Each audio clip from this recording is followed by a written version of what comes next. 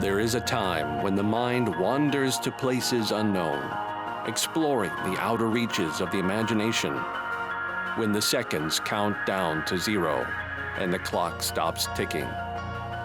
This is that time. This is that place. This is 0 Hour.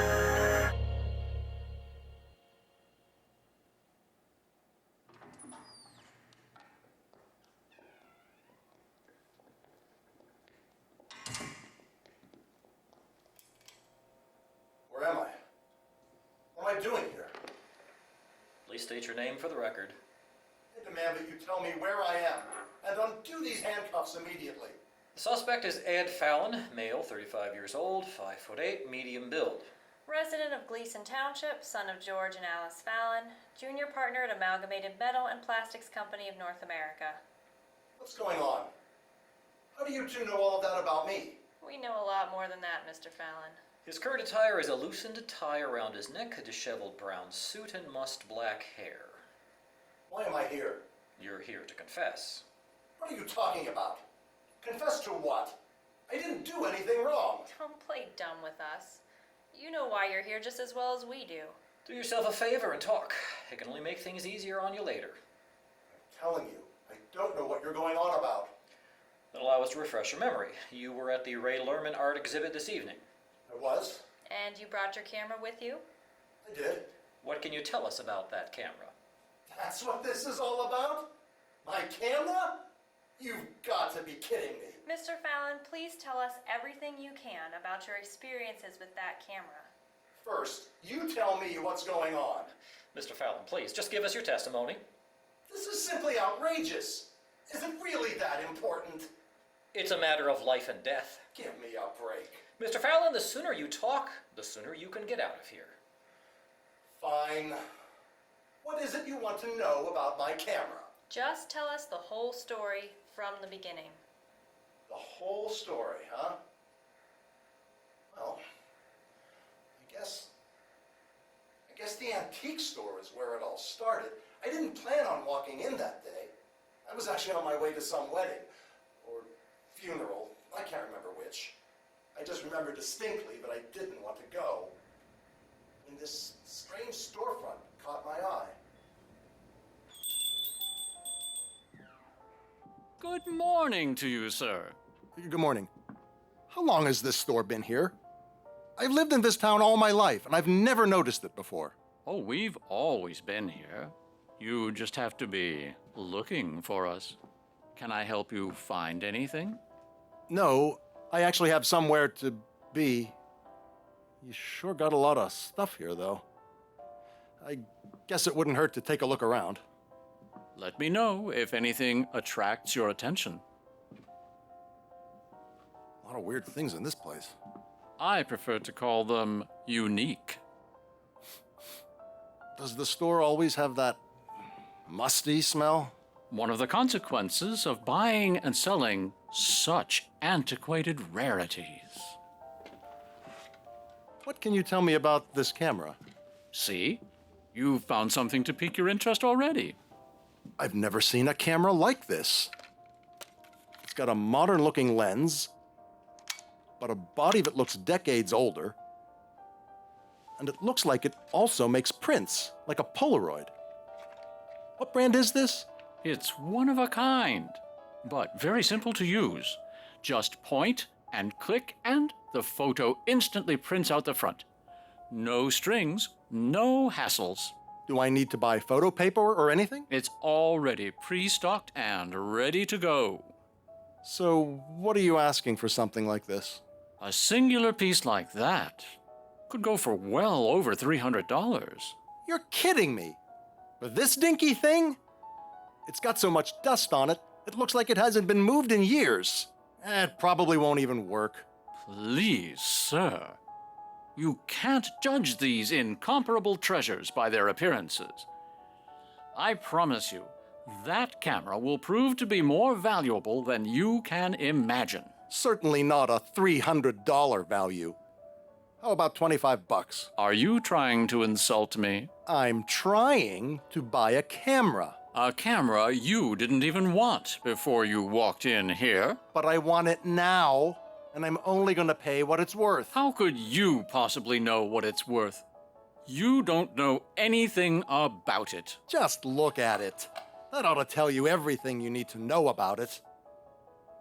$100? Now we're getting somewhere. 50. It's a deal. You, take a card? Cash only, sir. Figures. You won't be disappointed, sir. That camera takes photos like no other. Well, as far as I'm concerned, it has the two best qualities of any product. Cheap and simple. Anyway, thanks very much. Thank you, and I hope to see you again very soon. What did you do with the camera then? Nothing really. It just sort of sat on my table for a while. Truth be told, I didn't really need the camera to begin with, so I was in no rush to snap any pictures. Then when did you start using the camera? Well, my great Aunt Sarah was over one evening, and she noticed the camera and asked me to bring it to our family reunion. Are you close with your family? Not remotely. Then why go to the reunion? I try to keep Aunt Sarah happy. She's got a bundle to leave, and her kids certainly don't deserve it. I'm just trying to make an old woman's last few years enjoyable, and maybe get a little something for it. How sweet of you. But I can't stand my family. They all think they're better than me. And the ones that don't think that don't have the brains to think much of anything at all. So I tell Jim, just because I'm the president of the company doesn't mean I can get a motorcade. Great story, Arthur. Hang on, Eddie. I'm just getting started. So Jim says Stan in marketing did the silliest thing the other day. Ow! Daddy! It wasn't me. She fell. Janie, what's going on over there? Too bad. He was just getting started. Hey, Eddie! Eddie! It's Ed, Jack. Just Ed. How are the burgers coming? Burn 'em yet?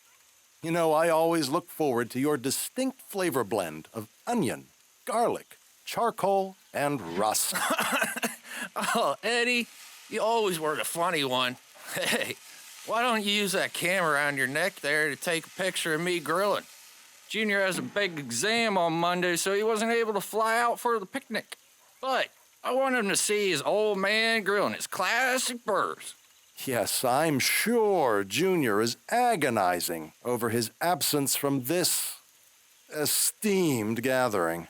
All right, should I look at the camera or look at the grill? Why don't you look at the sun?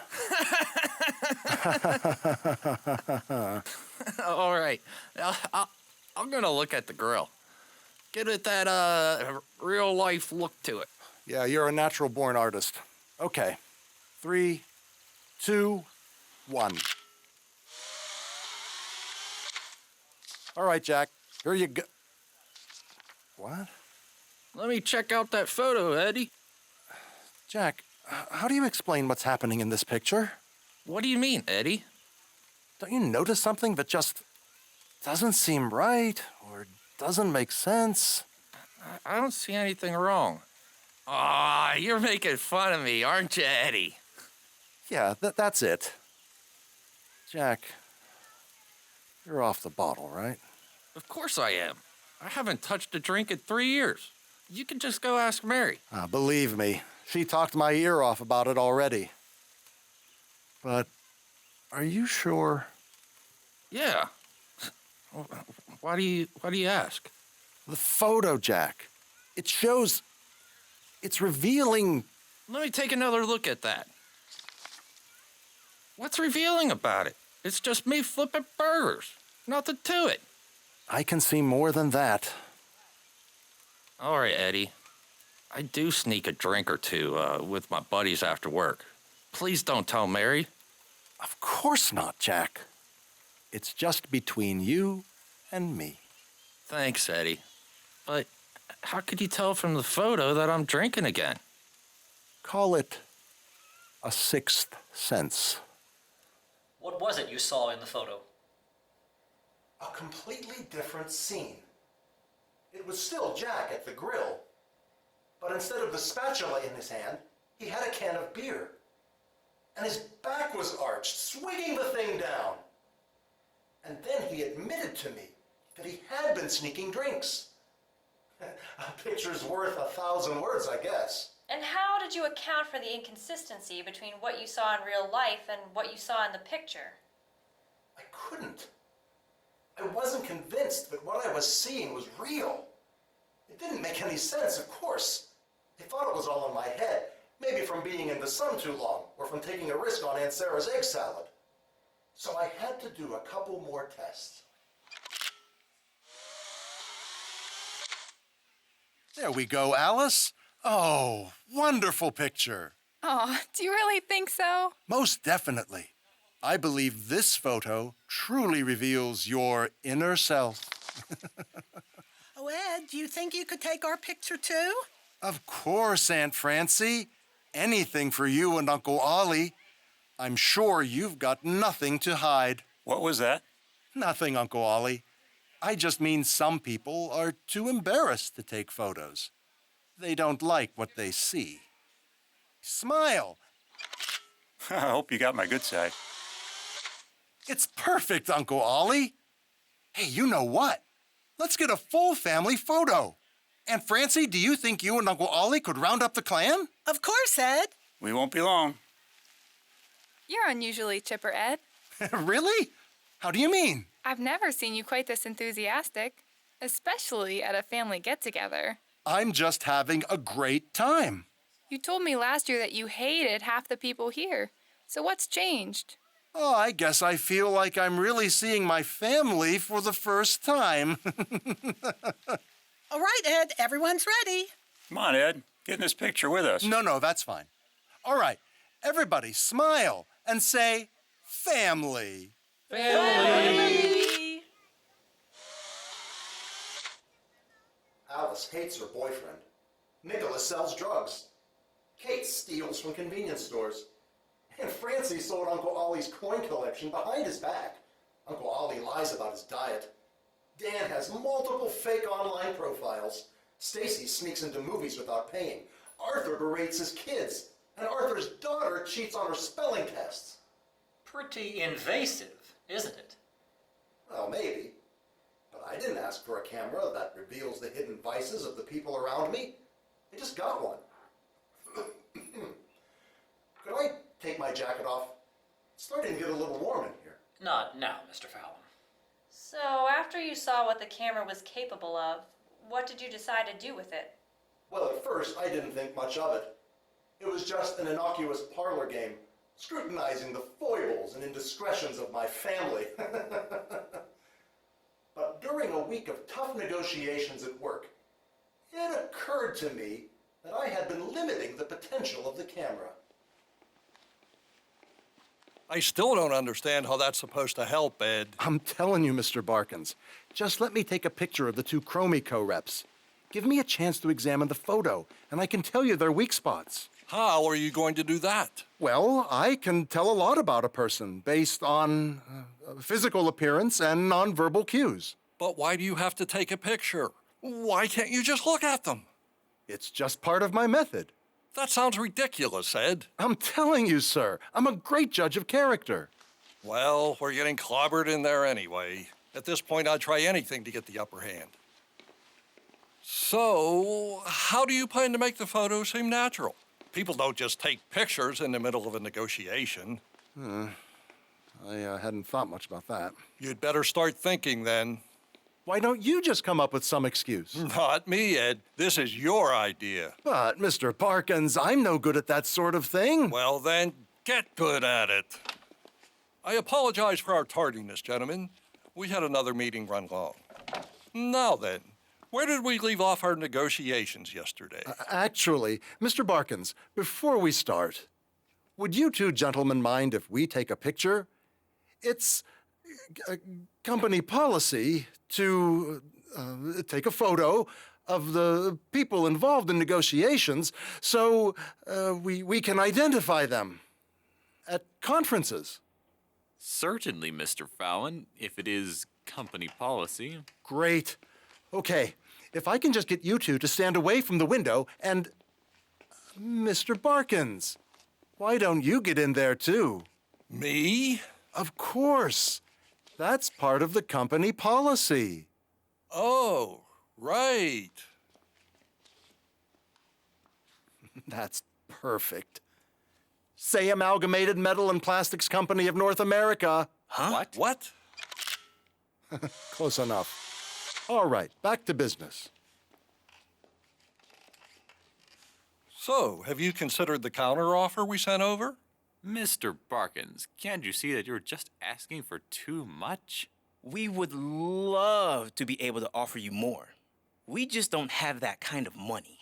We are just a startup, don't forget. That's right. That's just a front. Don't give in. Gentlemen, the use of our equipment is worth at least double what you're offering.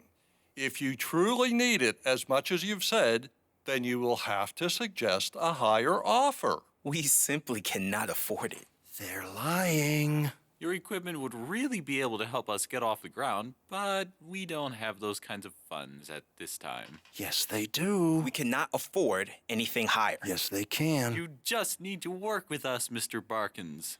Stonewall them. Trust me. My offer stands firm. Either take it or move on. But Mr. Barkins... This is my final offer before I walk out the door. Now, Barkins. Take it or leave it. And they took it.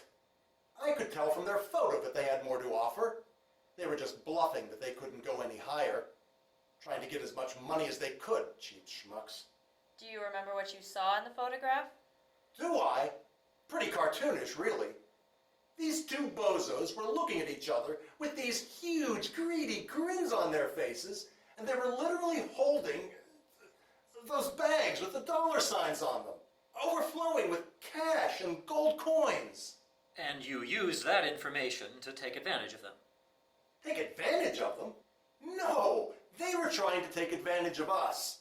I was just leveling the playing field. And after you leveled the playing field?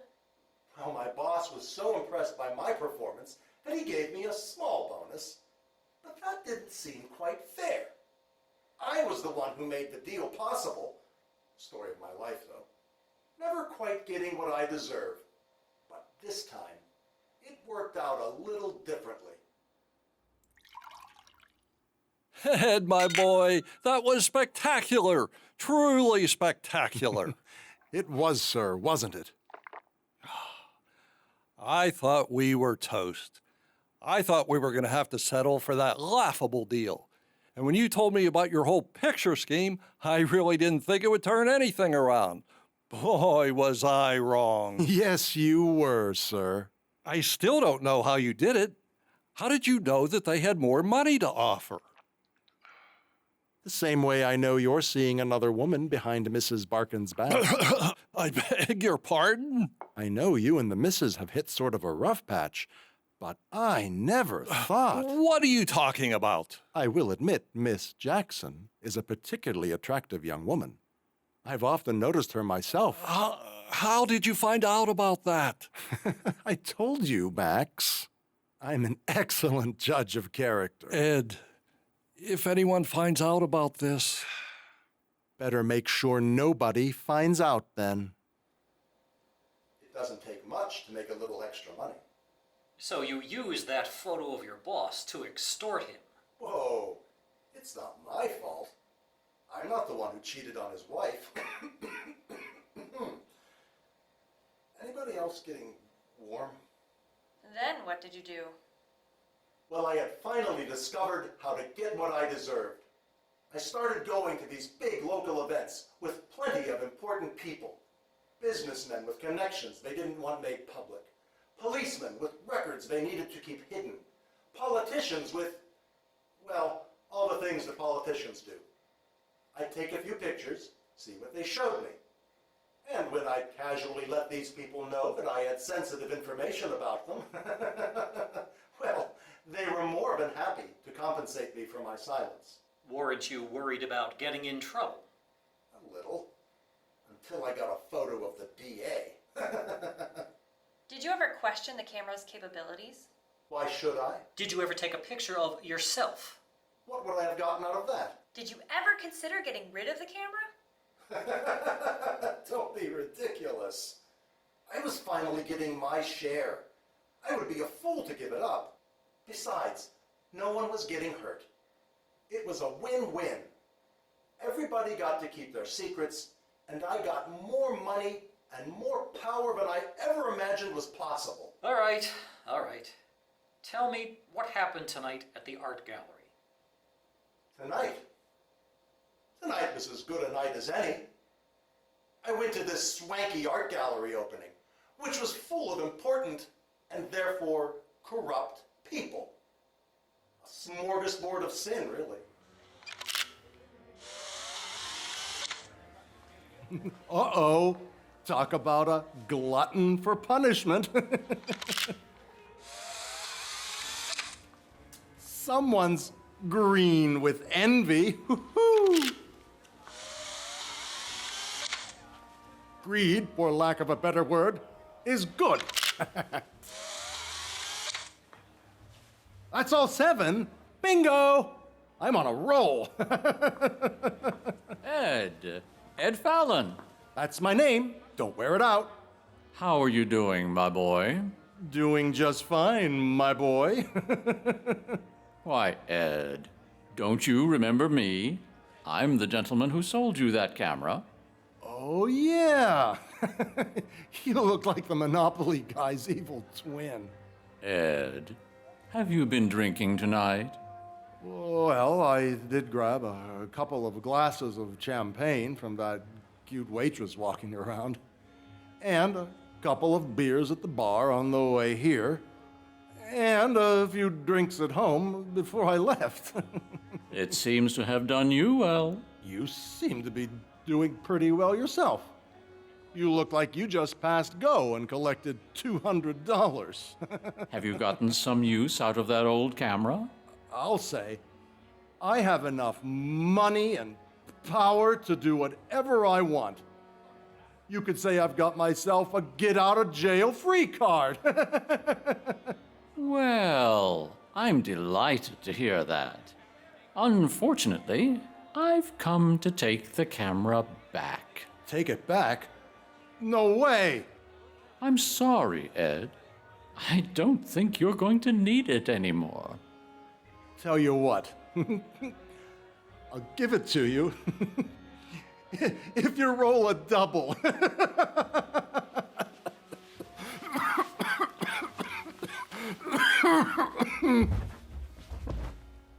last thing I remember is passing out and waking up in this room, wherever this room is. Could I get a glass of water or something? It's really starting to burn up in here. First, we have to take your picture for our file. Hey, that's my camera. How did you get that? It's evidence, Mr. Fallon. Now say cheese. What? Close enough. All right, Mr. Fallon, let's go. Wait, but I swear, I never did anything wrong. That's what they all say. Well, most of them anyway. Listen to me, this is all some kind of mistake, some misunderstanding. You got it all wrong. Let's go, buddy. I'm telling you, If you are all quite finished, I'll take my camera now. Hey, it's you, Mr. Lucivier. Why, Ed, you never even asked my name. Mr. Lucivier. Tell these people I didn't do anything wrong. You know me. You sold me the camera. I didn't do anything wrong, did I? That's not for me to decide, Ed. I'm telling you, I'm a good guy. I'm a good guy. Is that how you really feel? Why don't you two show Ed that photo you took? Take a look at yourself, Ed. Take a good look. God help me. It's too late for that, Ed. I don't believe what I'm seeing. Pretty damning photo, wouldn't you say?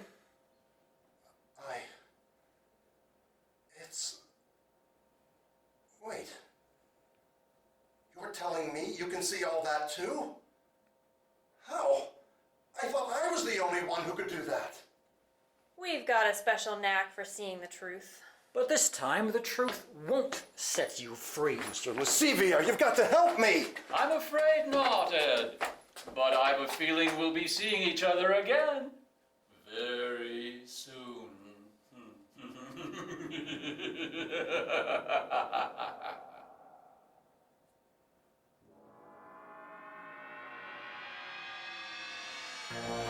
That was Photo Op, based on a story by James G. Bruen Jr., first published in Gilbert Magazine, a publication of the American Chesterton Society, adapted for audio by John Wojtechko, directed by Grettelyn, Darkey, and John Wojtechko.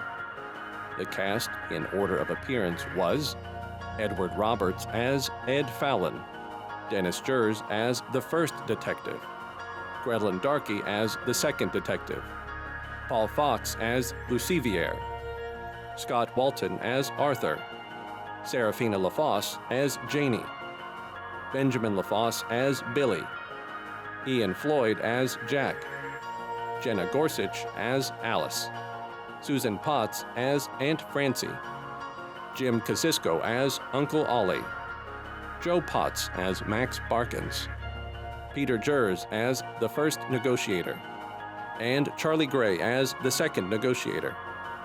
Photo Op was produced by Thomas Marinchek and was used by We Are One Body Audio Theatre with the permission of the licensor granted under a copyright license agreement. Foley and sound design by Joseph Adams and Jacob Gorsich. Special thanks to Market on Main in Latrobe, Pennsylvania. Music by Grettelyn Darkey. 0 Hour is a production of We Are One Body Audio Theatre.